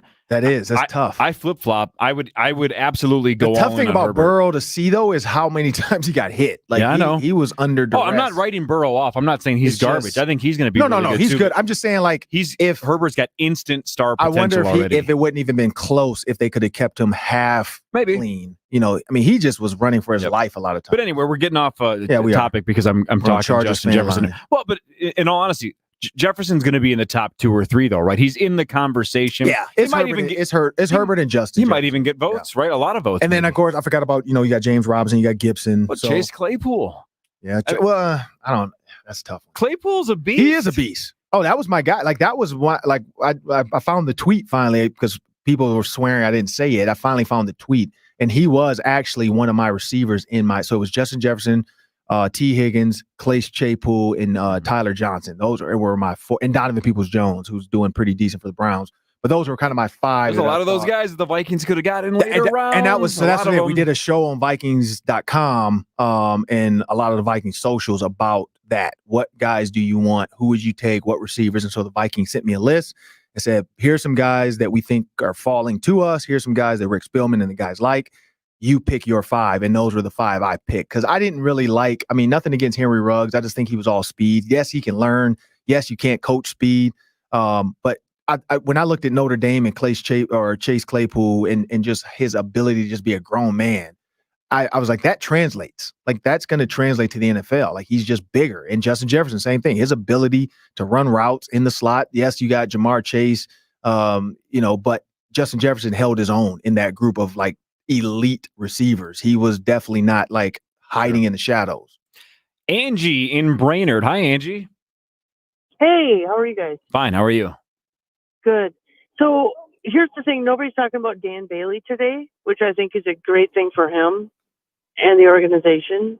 I just want to congratulate his shrink and whoever was talking to him this week because they must have done a masterful job. So Marwan Malouf. Kudos to him. Right on. Marwan figured it out. Thanks for the call, Angie. It's a good point, right? It's the last 2 weeks, it looked like Dan Bailey's career was over, right? He missed 7 kicks in 2 games. Right. That's insane. And unfortunately, or fortunately, but that's how the job works, he's in a position where that's really how it works, right? Right. He had a nice game today, but they lost. No one's going to discuss him because he, quote, did his job. Yeah, he made all the kicks. Right. Same thing with long snappers, right? How many times do you ever hear a long snapper's name? Never. Until they blow the snap. Exactly. So not until then. It is a thankless job, right? That's why Adam Sandler's got that song called The Lonesome Kicker, right? You're just kind of on an island by yourself. And if you do what you're supposed to do, you blend in, you make a lot of money. If you're Adam Vinatieri and you're kicking game winners in the Super Bowl, you're going to be super famous. Yep. Otherwise, you get run out of town. Like, or you do like Peyton Manning's kicker, you get drunk and make comments. Like, that's the only other What way happened to get famous. Vanderjack? What happened to that guy? I have no idea. He's probably, like Peyton says, our idiot kicker did something. Who knows where he's at? Like, He's probably bored though, right? Yeah. You get out there 6 times a game, you're bored out of your mind. It is. Even practice, like a lot of times, I mean, in the practices I've been to, not for the Vikings, other teams, when I played, even in college, kickers sometimes are just sitting, like they sit down, and they're saying they're stretching, but they're over there all stretching and just talking. Like, it's like yoga class on the sideline. Like it's, and I get it. They're multitasking. Their legs are a big part of life, so they have to stretch them out and do the things necessary. But that's, as a player that's out there running and you're sweating and it's hot, that's why players look over to the kicker and they get pissed. Like when you looked at the Buccaneers kicker when they did Hard Knocks and he just couldn't make a kick, and the players, and he made it through, and then he gets to the season and just loses it. That's why the video was rolling while the players were going off about, like, are you kidding me? Again, like, you just look at what they do in practice and what kickers do, and you assume, like, dude, you're just over there kicking. Please just do it in the game. Well, and sometimes mentally it gets to him. And we didn't rig this. More proof, though, that we had a little asterisk next to Dan Bailey's name. The Randy's electric spark of the game is Dan Bailey making the kick. You said that earlier. Like, before AJ called, you had it listed. Like, let's talk about how Bailey, technically made some kicks and sparked some points, and let's give him some credit. So you were going to bring him up. Yeah, when he made that first extra point and then that first field goal, the crowd, now granted, it was like 100 people, but the crowd, you could hear people like cheering in the stadium. Like, they were excited that he made a kick. Like, so is that still just family members? Who's in that group of 250 or whatever? I have no clue. But yeah, it's family members. Was Dan Bailey's family in the stands? Maybe. Are those players' wives and kids? No, because a lot of the players' wives that, at least that I know, they're is it front office people then? Yes, it is front office that. families? But then they did, like, I saw Irv Smith gave some like lucky fan tickets to the game. The Vikings hosted them today, and he did I think coin toss or something. Yeah, so the Special Olympics kid, right? Yeah, so I he saw was that. That was super cool that Irv Smith did that. I saw that. Blew the Gallo horn, I think. Suite next to us. Yeah, exactly. The Gallo. Yep. So he blew the horn. He was in the suite next to us because Rosen kept trying to figure out who this guy was. It was over there cheering super loud, and then we realized, because he had the jersey on still, so we realized who that was. But yeah, that's what's going on in the stadium. You had people that are excited about an extra point based off of what happened before. But it's like Kai Forbath. Remember, Kai Forbath melted, and then we brought in Dan Bailey. He made a kick, and back when we had sarcastic fans, clapping. Yeah, everybody was cheering and screaming. And somebody, I don't know who made the comment, but somebody asked Dan Bailey in his first presser, like, is that the loudest you've ever had for an extra point? And he kind of joked, like, yeah, I didn't really, I couldn't. He said something like, I didn't know why they were doing that or something, Which sarcasm. I think sarcasm. Yeah. All right, the Vikings lost to the Bears 33-27. That's Ron Johnson. I'm Corey Coe from the Power Chair Morning Show. We'll take more of your phone calls after this. We're with you until about 5:30 or so, and then Vikings overtime after us. This is Minnesota Vikings FANLine on KFAN and the Fan Radio Network. Barrero for Borton Volvo, and trust me, it's gonna snow. When it does, imagine yourself in a Volvo XC60, the gorgeous 4x4 iDrive and appreciate, especially in Snownamis.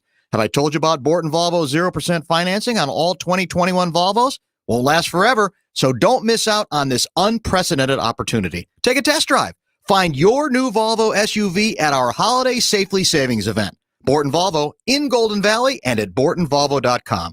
Safety has never looked so good. It's Paul Allen visiting with Mike, who's a proud laborers union member from Local 563.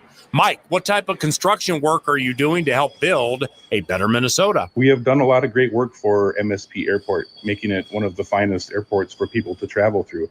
We have also built schools, government buildings, and public housing, and these projects continue to make a positive impact in the communities every day. To learn more about LiUNA and free training, visit liunaminnesota.org.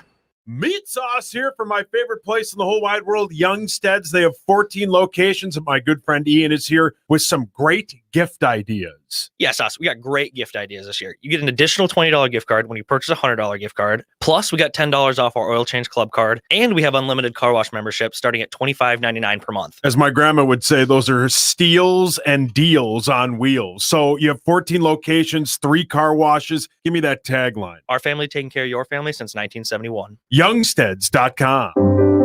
Throughout history, rings of all kinds have been given to symbolize adoration and devotion. And who doesn't love a beautiful ring?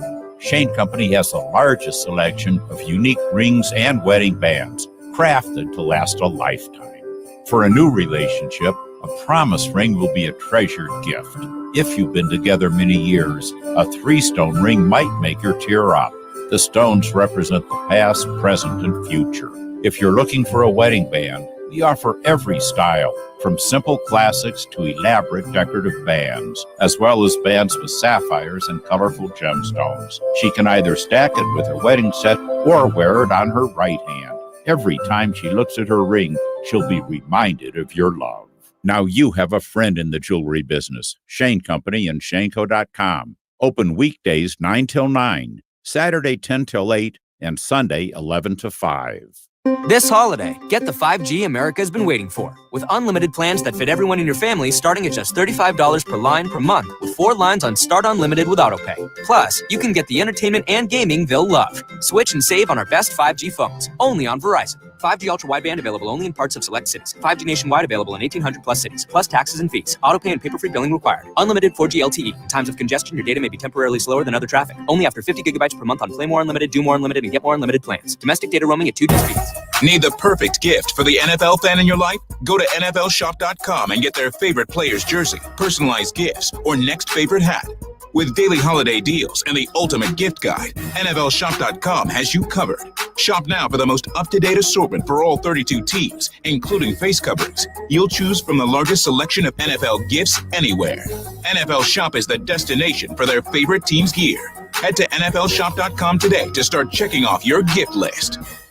I just tried this wonderful Catalicious Dynovite for cats. She is not scratching anymore. She's not chewing anymore. DINOVITE.com. I was thrilled when I heard Dynovite for cats was coming out because I'd seen the changes in my dog. If you love your pets as much as I do, you want to do what's best for them to live long, healthy, happy lives. Dynovite for life. You won't believe how happy your cat will be. DINOVITE.com. If you want to hear from the most interesting people in Minnesota, completely peeled back, open, and candid, please check out the Unrestricted Podcast with me, Ben Lieber, in the podcast section on iHeartRadio and your iHeartRadio app. Your home for all things purple. Always hit and he's sacked. FM 100.3 KFAN, The Fan. Irv Smith Jr. in motion to the right of Cousins. First down from the 20 play action. Kirk's going to pass it right. Caught Conklin. Turns it up 15-10. Tyler 5 for his first touchdown. Yes! Tyler Conklin into the end zone with his first National Football League touchdown. And it's 30-26 Bears. All right, so it's 33-27. That was the final, but Tyler Conklin gets into the end zone, and he is, thanks to builders and remodelers, what the Vikings can build on, Tyler Conklin. So let's not go insane here. He scored 1 touchdown in 3 seasons. But Ben Lieber said something interesting at the end of the game with Muss that I think we need to start thinking about, because it sucks. Kyle Rudolph, one of the best guys in the Twin Cities the last decade plus, right? Awesome guy in the community. Great dude, right? Gets out and does some really, really great work with a whole bunch of different groups. Right. Plus, he's also kicked ass on the field, right? Yeah. Rudolph's been extremely dependable. Right. His streak just came to an end, but he's been super dependable. He's always out there. Super reliable. Team guy. Right. I have nothing but great things to say about Kyle Rudolph, and I think that's almost everybody. You know, but Ben said, like, look, whether we want it to be true or not, we don't know if this is his last year, next year is his.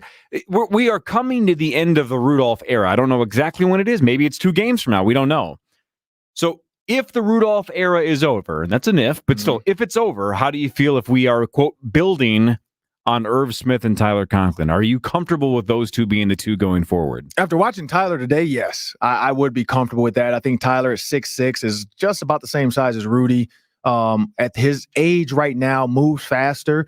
The dependability, that's going to be the key. Like, Rudy was extremely dependable. He made those one-handed catches, hands like red zone threat, man. Yeah, such a good red zone threat. Rudolph, the red zone reindeer. Like, he created it. Like, he had the whole NFL saying that at one point. Pro Bowl MVP one year. Like, he's done a ton of stuff. But also look at Jason Witten. If Jason Witten can still do it at the age of 40, like, Rudy might, some good offseason work, well, what if Rudy just jumps into the booth for a year, bombs out, and then goes to the Raiders? He could do that too. Witten, yeah, I mean, there's lots of options. There's a ton of options. But the thing about Rudolph in this offense, I honestly believe too, though, like, there's so many weapons that's why we didn't see as much. And Rudy would say that he wanted the ball. He wanted the ball. I mean, he would tweet about the Chiefs offense during games. I mean, that's the one thing that I don't think people notice. I pay attention to those sneaky little tweets, and he would tweet about the Chiefs during their games. Like he'd be like, whoa, look at that, man. Amazing how you can get a tight end open because Travis Kelce would do something, and of course, we know what he's saying. He come up with more plays, come up with different ideas, come up with multiple levels, and not just Adam Thielen running a comeback, Justin Jefferson running over. Like, give some other outlets other than if these two guys are covered, we have nothing else left. And that's what I look at Rudy. I think he still has it. I think he has some left in the tank. I think him as a teacher as well is invaluable. Like you can't get a guy like, him, Greg Olsen, there's only a few guys like that also can teach the game. And those two are right up there with it. But Rudy, I hope this is not the last two. Same. Because I think he's awesome. He has some left. And the way this offense is headed and the things they can do, that's the key. But Conklin as a blocker, that's the other part. He's not a blocker. Well, and also back to Rudolph for a second too. And this is it's an ego thing for all players in the NFL when they get older. It's is he willing to take a pay cut to stay? That might be part of the problem too, right? Because he's an expensive dude because he's had the equity for the last decade. So are you willing to take less to keep the Rudolph era going? If he is, then maybe it's not. But I know he just sold his house and bought, I think, a bigger house. I haven't seen it yet, but I'm pretty sure he bought a bigger house. And so, who wants to downsize? Right. Who wants to leave and pack up again? And, I think his kids were born, or not think, they were, all his kids were born here. He's a huge part of the community. Yep. You look at former players that still live here, like John Randall, that do a ton still in the media and the community and just golfing and all the stuff Rudy wants to do. Wayzata Country Club member. I mean, I see this being his home. So it would be tough for him, I think, to just pack up and leave for $1 million.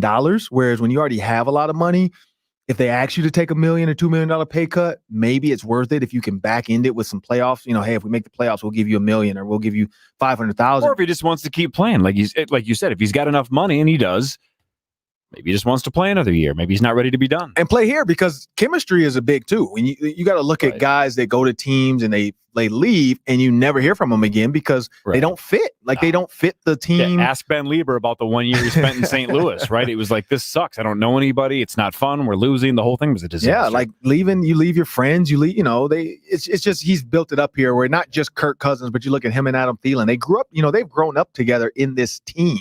Him and Harrison Smith, same thing. Like they've grown up here together. And so it would be tough, I think, for a guy like him to just pack up and leave for $1 million more if the Vikings are like, hey, we want to keep you, but we need to do this because we need to draft, or we need to sign this offensive tackle or this, guard or whatever. So we'll see. Sean in Maple Grove, you're on Vikings Fan Line. Hi, Sean. Hey there, guys. How's it going? Good.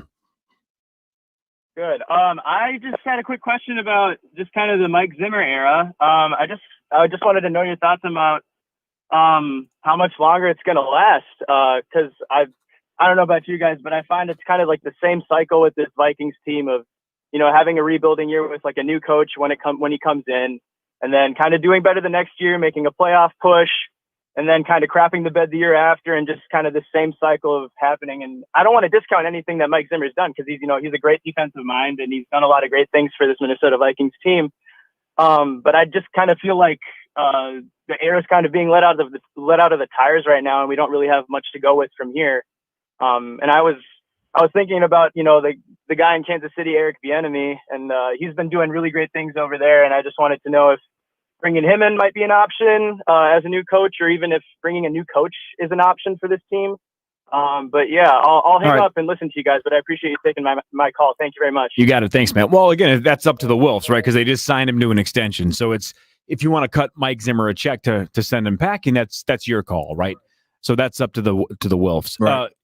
And when it comes to somebody like Bieniemy, it's if he was truly available, if he would be interested, then the Wolves have to weigh that too. Are we willing to cut a check to fire our guy to get Coach X? I'll say this about Zimmer because I don't have a dog in the race or a dog in the fight. If he gets fired or not, I'm indifferent to it, right? I think I could argue it either way. We all love Zimmer's defense, right? The defense the decade before Zimmer got here, we had our moments, but and we had a couple of Hall of Fame caliber players like Jared Allen, but it's been consistently good since he's been here. Yeah. You can't deny that the defense is much better than what it used to be. I wish Zimmer was a little more open to identifying his own inefficiencies and then filling them with experts, whether it's game theory experts or, again, a younger, innovative offensive coordinator. Doing things like that would be the difference, right? You can have, it's almost like the president of the United States. It doesn't matter what side of the aisle you're on. A great president should say, all right, here's what I'm really good at. Here's what I'm not great at. I'm going to fill my cabinet with people that are experts in the fields that I don't know what I'm talking about. Right. I would hope that NFL head coaches look at it the same way. All right, I'm super good at blank. Where am I bad? Or where do I need help? And then just load up with people that can fill those gaps. He doesn't have to be a game theory expert, right? You don't have to be. Yeah. You don't have to be a special teams expert. But then make sure you have somebody that is. Correct. To fill in the gaps. And I think that's where I think Zimmer could have been a little bit better in the last 6 years, is maybe surrounding himself with or keeping coordinators that absolutely fill those gaps. Yeah, I agree with that. And when you look at Mike Zimmer, what he does well, it's the pressures. The double A gap stuff that he came up with. The sneaky Saints game last year where he put the DNs on the inside just to go against the guards and bought extra backers on the outside. So those kind of things, he does well. 2014 and 2019, they've always been in like the top 5 in just about every category. This is the first year they've been this bad where they're 25th, they're 27th, they're 31st in some categories. And so you definitely can, chalk it up to 2020. It's been a weird year. Yes, everybody's under the same situations, but everybody hasn't lost key superstars, and not just one, but multiple. Danielle Hunter is a superstar. Anthony Barr is a star on that defense. When you're losing, and right, and no one's going to say Mike Hughes or Holton Hill are stars, but those are your 2 starting corners. Correct. Holton Hill, never really getting healthy, never really figuring it out, and so they had to release him. Mike Hughes, again, another neck injury. It's tough. Yeah. Mike Hughes at least could line up. You look at the not Rams, but the Falcons game. When Dantzler got beat on that out route, he should have been in cover 4, and he was kind of looks like he was playing man or something. Mike Hughes was in the perfect spot, and he eliminated Calvin Ridley. That's the kind of things that Mike Hughes gave you, was he at least was lined up in the right spots early on. Cameron Dantzler and these guys are now starting to finally get there, but I feel good about Dantzler. I think most people do, Dantzler's right? good. It think he's going to be good. It would have been cool to have Mike Hughes out there with these guys right now when they're good. And I think that's the key. I mean, Dantzler. How do you feel about Gladney? I think Gladney's going to be I think the first round pick, man. I think he's good. The thing is, when nickel is tough, I mean, think about Mackenzie Alexander. When they tried to thrust him to that nickel spot, took him a while. He struggled, and he wanted to do it his way because you always assume my way is better. And then finally, I think his 3rd or 4th year, it clicked where he's like, let me just do what Zimmer says. Let me see. And he started doing it and was able to fire and trigger on bubble screens and some of the stuff he was late on. That's what we're missing, is guys like that can just trigger and go. And these guys are all still learning. They're drinking water from a fire hose right now. And back to what we're talking about, Alexander's almost a perfect example, right? He was for about a year and a half or so the guy that I think other offenses targeted. I'm just going to throw right at Mackenzie Alexander because he doesn't know what he's doing. He was extremely dependable and reliable at the end. Yeah, big time. He was a super solid corner, right? And you lose Trey Waynes, you lose Xavier Rhodes, you lose Mackenzie Alexander. Your top 3 corners out the door. I mean, even though Sendejo wasn't anything to write home about, but he was a consistent guy that when he was here, you can keep him in there and he would hit somebody. That was the big thing. Usually helmet to helmet. Yeah, true. Usually lower your helmet and not look where you're throwing your body. That was kind of his he would trick. hit you or hit them. Either way, he's going to hit somebody. As long as those abs look good. But that Who cares, right? That's the one thing they're missing too. They don't have another safety to come in and do that. If you want to put Harrison Smith in a box, you don't have another safety to get back there and say, I'll back him up, which was Sendejo. They're missing a lot of pieces. And I think that can't be forgotten. You can't forget that with Zimmer. That's why, because I see some people tweeting me talking about, you're crazy if you think Mike Zimmer's safe and the defense gave up 33 points. It doesn't matter. the offense put up 27. Like Right. your job is The to score defense, more right. than what the defense puts up than the other team. Defense has a lot of trump cards this year. Yeah. Just this injuries, It's a lot of stuff inexperience. missing. It's I mean, tough. even Eric Kendricks, that's your heartbeat. Right. And he's out. Now you got Huge difference. Todd Davis, Troy Dye, and then Eric Wilson, who was doing really well. But with when Kendricks. with Kendricks, Right. correct. Yep. And that's why Troy Dye, you can just tell he's a step behind. But he's a rookie. Yeah. He's got to learn. And then It's gonna Cameron take a Smith. while. Cameron Smith, who was their draft pick out of USC. The You know, the heart problem. issue. Like, he's not even, an option to put out there and see. Like, it's All right, more of your phone calls after this, reacting to the Vikings' loss to the Bears. This is Minnesota Vikings FANLine on KFAN and the Fan Radio Network. BetRivers Sportsbook is ready to make this football season one to remember. All season, score at BetRivers Sportsbook with free bets, odds boosts, and more. Player props, thousands of game lines, and live in-game betting. BetRivers Sportsbook delivers best-in-class sports betting experiences with outstanding customer service to back it up. Go to BetRivers.com, and if you reside in a non-regulated state, then BetRivers.net has action for you. BetRivers, your hometown sportsbook. Must be 21, must be present in Colorado, Illinois, Indiana, or Pennsylvania to play. Gambling problem? Call 1-800-GAMBLER.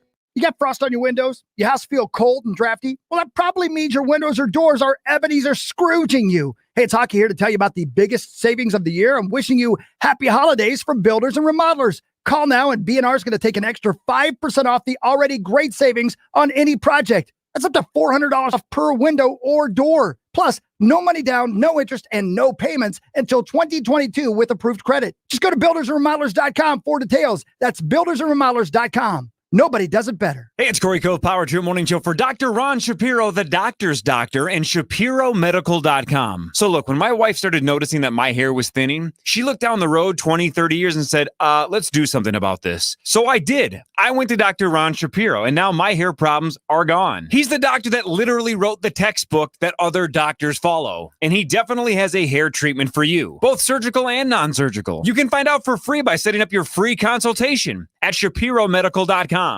You got frost on your windows? Your house feel cold and drafty? Well, that probably means your windows or doors are Ebenezer Scrooging you. Hey, it's Hockey here to tell you about the biggest savings of the year. I'm wishing you happy holidays from builders and remodelers. Call now and B&R is going to take an extra 5% off the already great savings on any project. That's up to $400 off per window or door. Plus, no money down, no interest, and no payments until 2022 with approved credit. Just go to buildersandremodelers.com for details. That's buildersandremodelers.com. Nobody does it better. Ah, the good stuff. I'm talking about Templeton Rye Whiskey. Born during Prohibition, Templeton Rye became known as the good stuff. With a smooth, spicy taste and clean, balanced finish, it's no wonder it earned that name. The spirit lives on and history lives in every bottle we make. Enjoy Templeton Rye 4-year, 6-year, and the limited edition barrel strength today. Find them at TempletonRye.com or follow them on Facebook and Instagram. Please drink responsibly. Advertisement by Templeton Rye Spirits, LLC, Templeton, Iowa, Rye Whiskey. Hi, I'm professional wide receiver Adam Thielen. As a kid growing up in small town Minnesota, I dreamed where football could take me. From the beginning, I relied on my team. My mom and dad were my biggest supporters, in the stands at every game. In high school, college, and beyond, my teammates lifted me up, pushed me to be better at every step, and helped me make my dream a reality. It wasn't always easy, but with determination, faith, and a strong support system, I've been able to achieve that childhood dream. And if there's one thing I've learned along the way, it's that a dream is only as good as the people by your side when you reach it. Just like a professional athlete, every business owner needs a team they can count on. A team to help them realize their dreams, celebrating the wins and learning from the losses along the way. From startup to passing on your legacy and the challenges in between, Choice Bank is your financial team through anything. Choice Bank, member FDIC, and always people first. Signs you should. Brought to you by Randy's Electric. The kids are screaming, the electronics aren't working, the phones, the tablet, the laptop, ×3, all plugged into the same circuit. Online school starts at 8. You're the teacher now. Work starts at 9. Nothing is working. The breaker is tripped. This has been a sign you should call Randy's Electric. Get the job done right the first time. Online at randyselectric.com. That's randyselectric.com. The Power Trip After Party Podcast, presented by Michelob Golden Light. Available now in the podcast section of the iHeartRadio app and on KFAN.com. Your station for Skull is FM 100.3 KFAN. The Fan.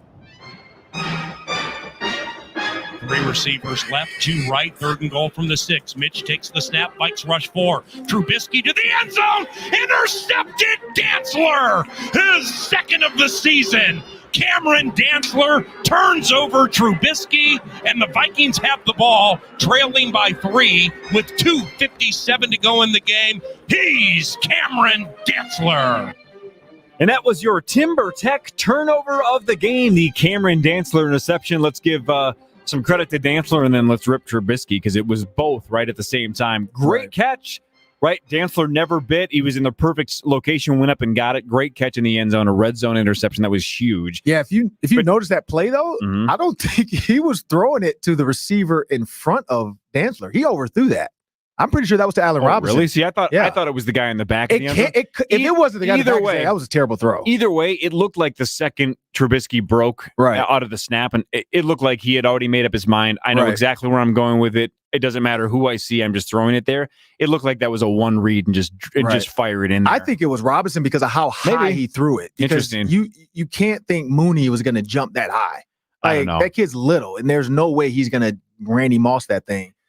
I think it was Allen Robinson, because Allen Robinson kind of fell too. He leaned towards Dantzler, which was odd. All of a sudden, somehow Gladney ended up underneath Dantzler's legs. But I think he was throwing at Allen Robinson. I just think Dantzler fell off and saw it and then picked it off. I mean, if that's the case, I think we could have looked back at that and said that's the play that won the game for the Vikings, right? But that's the Mitch we're used to. Right, exactly. Yeah. And that's why Bears fans that are ready to move on can say, it doesn't matter if he looks good at moments. He always finds a way to crumble when it does matter the most. Because there's a lot of things to like about his skill set, but it's the inconsistency, right? That's the difference between Deshaun Watson and Mahomes. Yep. The guys the Bears didn't draft versus Trubisky. Still wouldn't understand. Trubisky's right, but Trubisky's super fast. He's got a rocket arm. There's times he looks unbelievably accurate. You can see why they thought he had it. Just watch his North Carolina tape, though. Right. Like, it wasn't even a highlight tape. That's what I get it. It was like one deep ball, and I think that was it. And they kept replaying it on the NFL Network. Like, it was not like a whole bunch of like Mahomes. His was like a highlight reel. Like, you had to like cut plays out. This kid at Texas Tech. I mean, we know what Texas Tech is about. That's the problem. So that was the problem, right? That was the problem. Everybody's like, But I mean, even if you watch the system thing, he's still making the throws. Well, Herbert heard the same thing, right? That was part of the at Oregon. There's a lot of Oregon quarterbacks that come out and go, it might be just the system there. Yeah.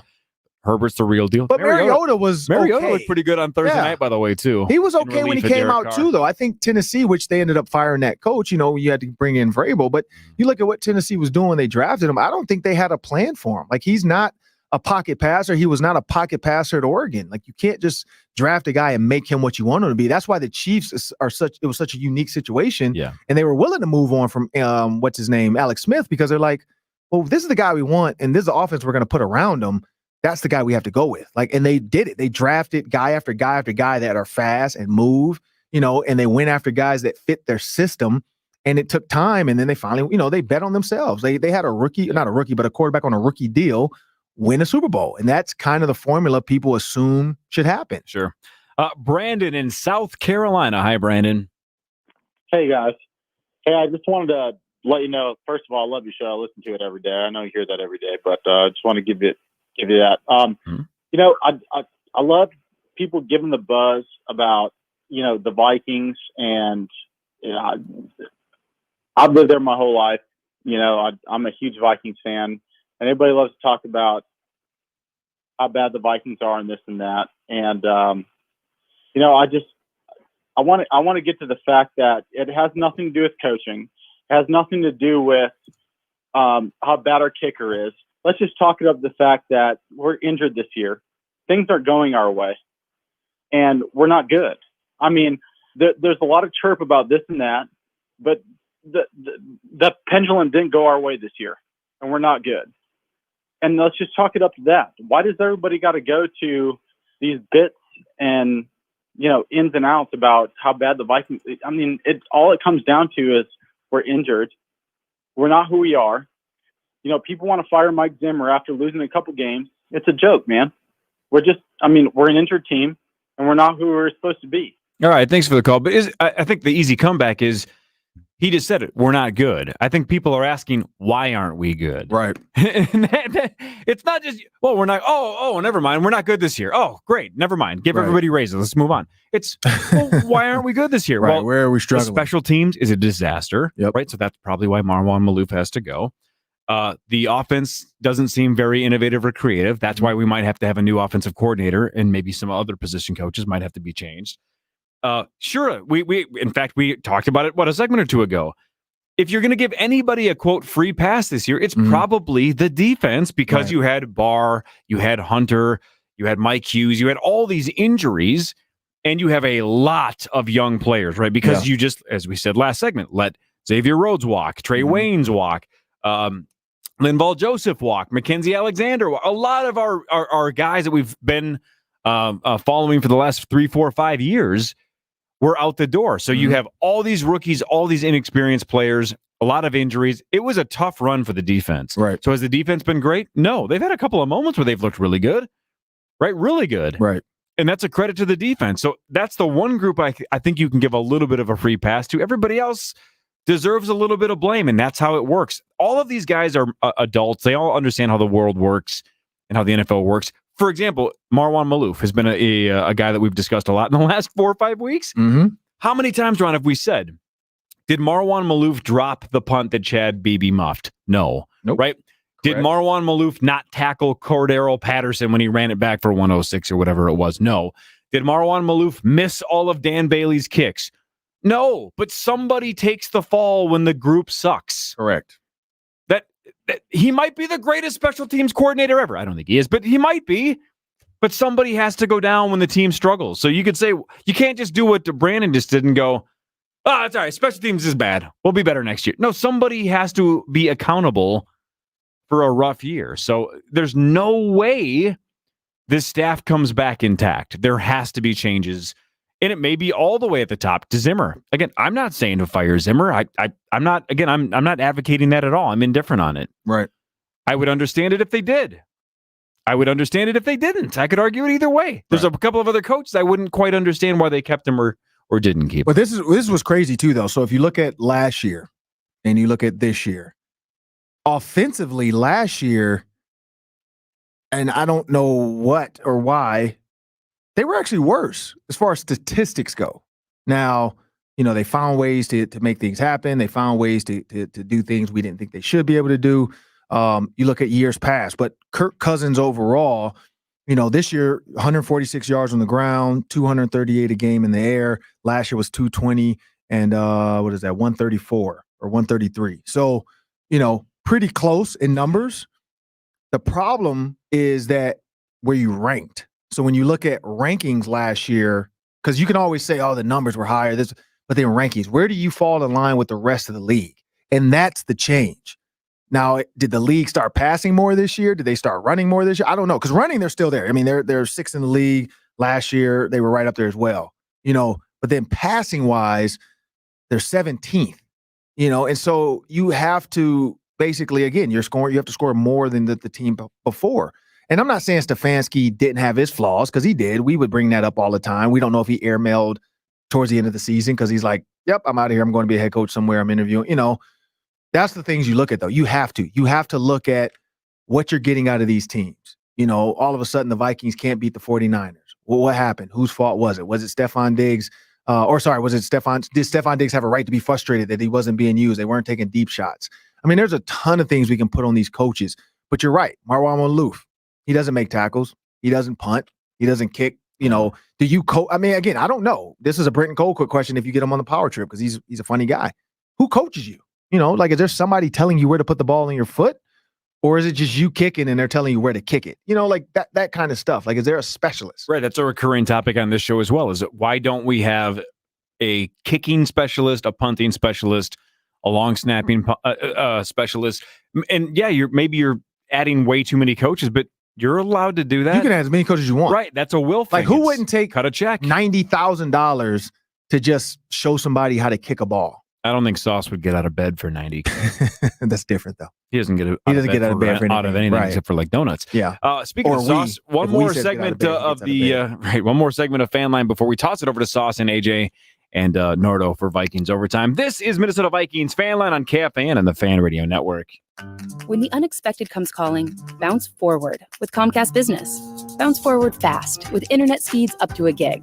And bounce forward with the flexibility to update your bandwidth in just a few clicks. Get started with a reliable internet and voice solution from Comcast Business, starting at $64.90 a month for 12 months with a 2-year agreement. Call or go online today. Restrictions apply. New customers only with 35 megabits per second service and 1 voice line. Early termination fee applies. Equipment installation taxes and fees extra and subject to change. Call for details. A new year means a new attitude, because it's not if you're going to date again, it's when. The professional matchmakers at It's Just Lunch know what it takes to bring the right people together, and nothing gives you a new outlook in a new year like a new relationship. The days of putting your life on hold are over. Visit itsjustlunchtwincities.com or call 612-355-2727 right now and make connection your resolution. It's Just Lunch. Connection awaits with guaranteed dates. It's Paul Allen. Know what the legendary Purple People Eaters and TimberTech decking have in common? A dominating defense. TimberTech has the durability to hold up against Minnesota weather for decades. Not only will it not rot, warp, or splinter like conventional wood, it looks more like wood than any composite brand. And with up to a 50-year warranty, you're protected season after season. Start designing the deck you've always wanted at timbertech.com. Better tech, better deck. TimberTech, go against the grain. Signs you should. Brought to you by Randy's Electric.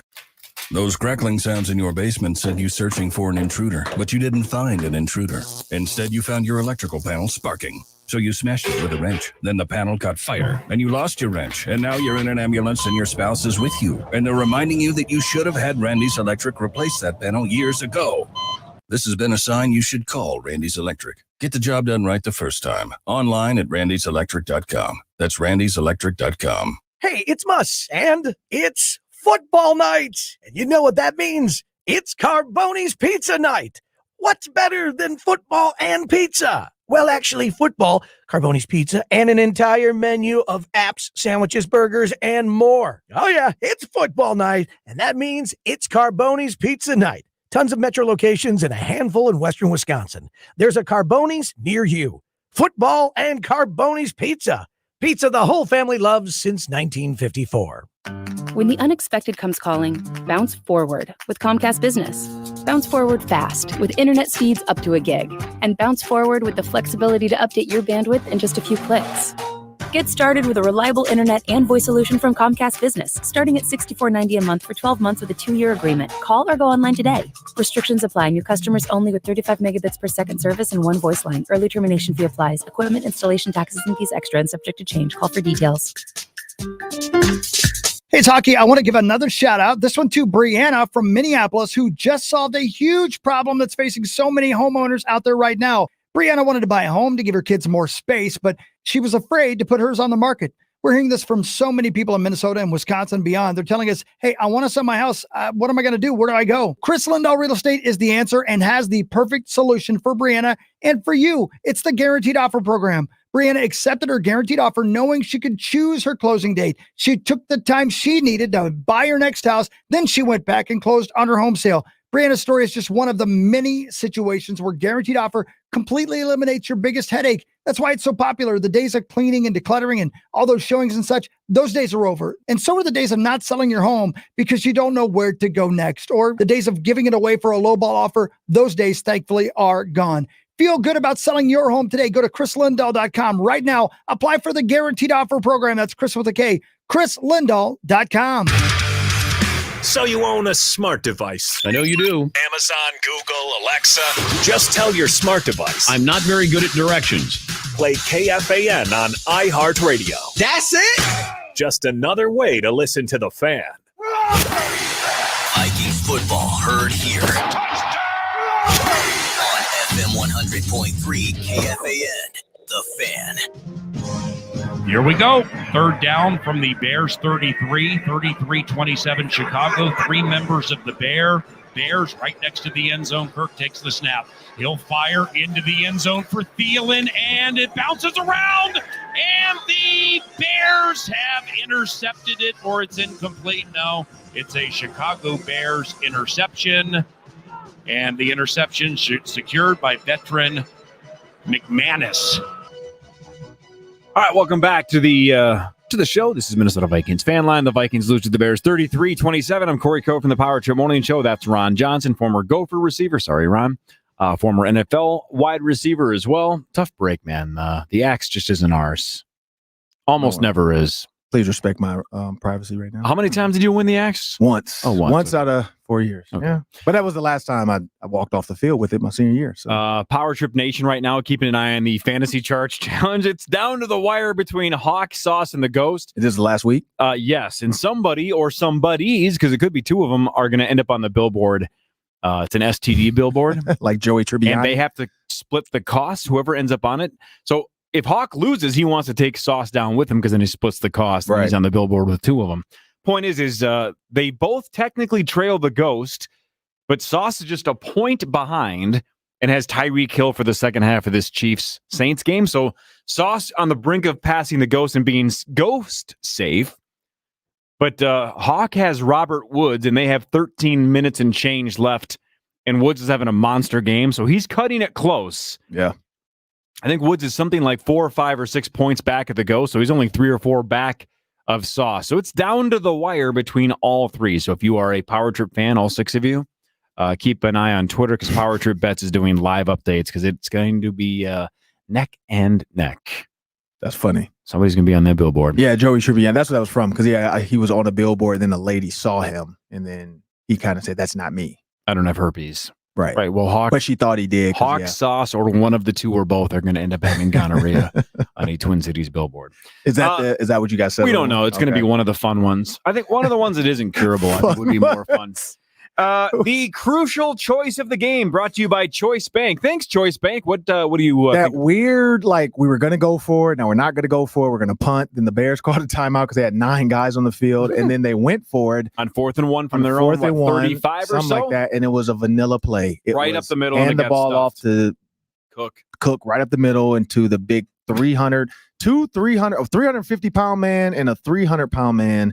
Over 6'4", and that's the play call. It's just the minute they went that bare front, and I saw the guy kick down, and all 5 had their hand in the ground. I'm like, you gotta check out of this and do something else. Like I would have rather them spread it out, go empty, 5 wides, because then at least they're not gonna put that many guys in front of you. Then let Kirk do a quarterback sneak. Like you see Tom Brady do that all the time. Like you have to play the numbers game when it comes to that, and that number count in that box did not fit Dalvin Cook running up the middle. You remember on Tecmo Bowl when somebody would call the right defense and then your running back would get just smeared? Yeah. But then somehow every player on the defense would end up on the pile. Right. Right. And they would all just kind of keep jumping. Yeah, they keep jumping. Right. Yep. That's what that looked like. Because Yeah, I think all 11 Bears tackled Dalvin Cook. They did. If he had ran like a fake even and tossed it out to we didn't have 2 running backs in at the time, but you kind of do the fake to one and then toss to the other. There was nobody on the edge because the end literally crashed in. He was trying to push the line into each other so that they can't go forward, and it worked. And they split the. I don't know if he shot the gap. I didn't really see it completely, but he shot the gap and just met Dalvin a yard behind the line of scrimmage. So that's. I get it. If he makes it, we're sitting up here saying great play, but you look at that one. You look at the Seahawks 4 for 1. 4 for 1 this year for them has just not been favorable. Nightmare. If you are like Ron and are clinging to any hope the Vikings are still in the playoff race, they have to win their last 2, and they need some help from the Bears and the Cardinals. Well, the Cardinals right now are on the kind of the brink of blowing a 16-point lead because a 16-point lead is shrunk to 6, and the Eagles have the ball. It's 26-20, and there's a quarter and a half left. But if the Eagles win that game, then it makes it a little interesting, right? Then both teams would have a 1-game lead with 2 games to go. Yeah. So if the Vikings win both of their last games, and those 2 teams lose 1 or 2, if the Cardinals hold on and win today, though, the Vikes are mostly toast. Yeah, because I don't know the tiebreaker. If they both go 8-8, correct. I don't know what. Not sure. Good question. Ron, thank you for your time. We'll see you Friday, Christmas night. Yeah. The game's about 3:30, so FANLine will start about 7, 7 to 9. Put on you some and Santa me at Christmas. PJs. Santa Claus PJs. When you and I were both at the University of Minnesota and you were a huge deal and I was a dork, who would have ever guessed that 20 years later we would have been spending Christmas together talking football? Dressed in black. Yeah. Pretty cool. Yeah, exactly. We have the same color scheme. We do. Yep. looks good on you. All right, Vikings overtime is next. Sauce, Middle-class dad AJ. chic. Yeah, exactly. Nordo, AJ, and Sauce next for an hour or so talking about this game, and then Power Trip tomorrow, 5:30 until 9. We'll recap the Fantasy Charge Challenge. We'll talk to Ben Lieber about what looks like it's the end of the Viking season, but Ben will join 7 to 9 tomorrow on the Power Trip. Thanks. This has been Minnesota Vikings Fan Line on KFAN and the Fan Radio Network.